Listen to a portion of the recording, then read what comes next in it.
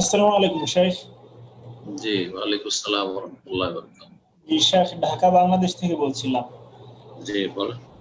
জি শেখ, কালবে সালিম সম্পর্কে জানতে চাচ্ছিলাম। হুম। শেখ মানে কালবে সালিম সম্পর্কে আর কি একটু যদি বলতেন, ব্যাপারটা আসলে কি, এই ব্যাপারটা আর কি একটু জানতে চাচ্ছিলাম। বুঝলাম না প্রশ্ন বুঝিয়ে বলেন, কি বুঝলাম। শেখ, কলবে সালিম সম্পর্কে। হ্যাঁ, কালবে সালিম। জি স্যার। জি শেখ।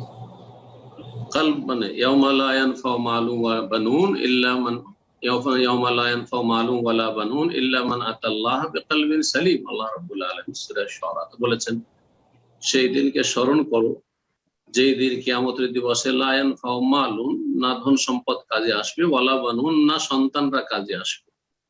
দুনিয়াতে ধন সম্পদ কাজে আসে, আর না হলে জনবল কাজে আসে।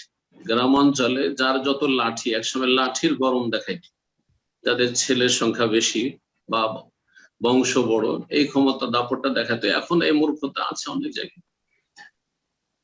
আর শহরে দেখা যায় যে শহরে ধনের দাপট, পয়সার দাপট।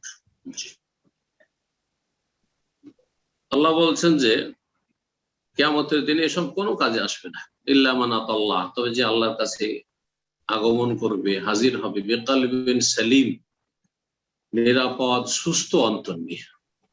এমন কলব, এমন হৃদয়, কলব মানে হচ্ছে হৃদয়, এমন অন্তর নিয়ে যে অন্তর সালিম। সালিম মানে সুস্থ, সালিম মানে আমরা সমস্ত রকমের ব্যাধি থেকে, জি, অন্তরের সংশয়ের ব্যাধি থেকে আর কুপ্রবৃত্তির ব্যাধি থেকে। মানুষের যে ধর্মীয় ক্ষেত্রে দুই রকমের ব্যাধি রয়েছে, মারুদুস শাহওয়াত, মারুদুস শুবহাত।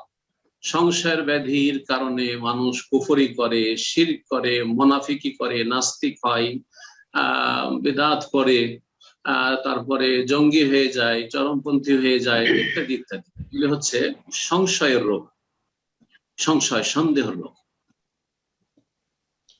এই রোগের কথাও কোরআনে কারিমে আল্লাহ বলেছেন। মুনাফিকদের কথা বলতে সূরা বাকারায় ফি কুলুবিহিম মারাদ ফাযাদাহুমুল্লাহু মারাদান, মুনাফিকদের অন্তরে রোগ রয়েছে, ব্যাধি রয়েছে, আল্লাহ যেন তাদের রোগকে আরো বৃদ্ধি করে দেন।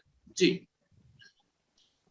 সূরা তাওবাতে এই রোগের কথা, সংশয়ের রোগের কথা, মারজুস শুবহাত, শুবহাতের রোগের কথা উল্লেখ করেছে আল্লাহ রাব্বুল আলামিন। শাহওয়াত, কুপ্রবৃত্তির রোগের কথা সূরা আহজাব আল্লাহর বর্ণনা করেছেন। জি, ফালা তাখযানা বিল কওল, মহিলাদেরকে আল্লাহ বলছে যে তোমরা পরপুরুষের সাথে পর্দার আড়াল থেকে কথা বলতে পারবে, কিন্তু যদি কথা বলো, কথা বলার সময় তোমার মিষ্টি সুরে কথা বলিও না, নম্র সুরে কথা বলিও না, আকর্ষণীয় সুরে কথা বলিও না। যেমন দেখা যায় এক শ্রেণীর মহিলাদেরকে দুলাভাইদের সাথে কথা স্বামীর চাইতে বেশি মিষ্টি, দেবরের সাথে কথা স্বামীর চাইতে বেশি মিষ্টি কথা।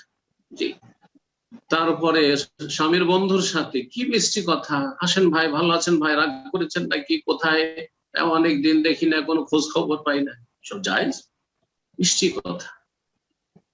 আল্লাহ ফালা তাখযানা বিল, হে মহিলারা তোমরা মিষ্টি কথা বেগানা পুরুষের সাথে বলিও না, স্বামীর সাথে খুব বলো মিষ্টি কথা। ফায়াতমা আল্লাযী ফী কলবিহি মারাদ, না হইলে লোভ লালসা করবে এমন অসৎ ব্যক্তি যার অন্তরে মারাজ, রোগ রয়েছে। এই রোগ হচ্ছে শাহওয়াত, মনের কামনা, বাসনা, চাহিদা পূরণ করা। হ্যাঁ জি, অসৎ চাহিদা পূরণ করা, অসৎ চাহিদা, নারী চাহিদা, অসৎ চাহিদা হচ্ছে ধন সম্পদের চাহিদা, অসৎ চাহিদা হচ্ছে নেতৃত্বের চাহিদা, মানে অসৎ উপায়। হালাল ভাবে, হালাল স্ত্রী আল্লাহ 4টা পর্যন্ত জায়েজ করেছে। হালাল ধন সম্পদ হচ্ছে হালাল রুজি, হালাল নেতৃত্ব হচ্ছে যে নেতৃত্বে কোনো অবিচার, জুলুম, অত্যাচার করবে না এবং বৈধ পন্থে আসবে আর মানুষের কল্যাণ চাইবে, দেশবাসীর, দেশের মানুষের বা মানব জাতির কল্যাণ চাইবে ইত্যাদি। তো এগুলি হচ্ছে মারজুস শাহওয়াত। এই সমস্ত রোগ থেকে, শুবহাত এবং শাহওয়াতের রোগ থেকে মুক্ত কলব নিয়ে, হৃদয় নিয়ে যে হাজির হবে, আর যার অন্তর শুবহাত মুক্ত, সেই ব্যক্তি আল্লাহর ইবাদত বন্দেগী ভালোভাবে করেছে, আর সে শাহওয়াতের রোগ থেকে, কুপ্রবৃত্তির রোগ থেকে মুক্ত, সুতরাং খেয়াল খুশি চলাফেরা করেনি, আল্লাহ যেভাবে চলতে বলেছেন সেভাবে চলেছে, তার আখলাক চরিত্র ভালো করেছে, তাকওয়া অবলম্বন করেছে। সুতরাং সেই ব্যক্তি কখনো বদ আকিদার হইতে পারে, শিরকি বিদাতি আকিদার হইতে পারে না, কারণ তার শুবহাতের রোগ ছিল না, সংশয়ের রোগ ছিল না। আর সেই ব্যক্তি বেনামাজি হতে পারে না, ফরজ ওয়াজিব ত্যাগ করতে পারে না, কারণ সেই ব্যক্তি খুব প্রবৃত্তির অনুসারী ছিল না যে সালাতের সময় শুয়ে থাকবে, ঘুমিয়ে থাকবে। তার মনের চাহিদা হচ্ছে ঘুম চাই। আর আল্লাহ বলছেন হাইয়া আলাস সালাহ, এসো। মুয়াজ্জিনকে নির্দেশ দিয়েছেন আল্লাহ যে তুমি আজান দাও, ডাকো সবকে।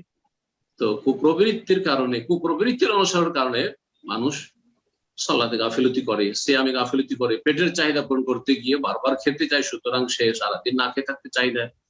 কুপ্রবৃত্তির কারণে সে জাকাত দিতে চায় না, কৃপণতা করে। কুপ্রবৃত্তির কারণে এত টাকা খরচ করে হজ করব না, বিভিন্ন বাহানা ইত্যাদি। কুপ্রবৃত্তির কারণে জেনায় লিপ্ত হয়, কুপ্রবৃত্তির চাহিদায় খুন করে, কুপ্রবৃত্তির চাহিদায় মদ খায় ইত্যাদি। আল্লাহ যেন হেফাজত করেন। তো কলবে সালিম হচ্ছে যে এই দুই ধরনের রোগ থেকে মুক্ত অন্তর। আর যার এই অন্তর রয়েছে সেই ব্যক্তি কখনো ভ্রান্ত আকীদার হবে না, কখনো সেই ব্যক্তি ফরজ ওয়াজিবে ঘাটতি করবে না, কখনো সেই ব্যক্তি হারাম কাবিরা করে বিনা তওবায় মরবে না, বরং সে কোরআনের প্রতি আমল করবে। ওয়ালা তামুতুন্না ইল্লা ওয়া আনতুম মুসলিমুন। আশা করি বুঝতে পেরেছেন।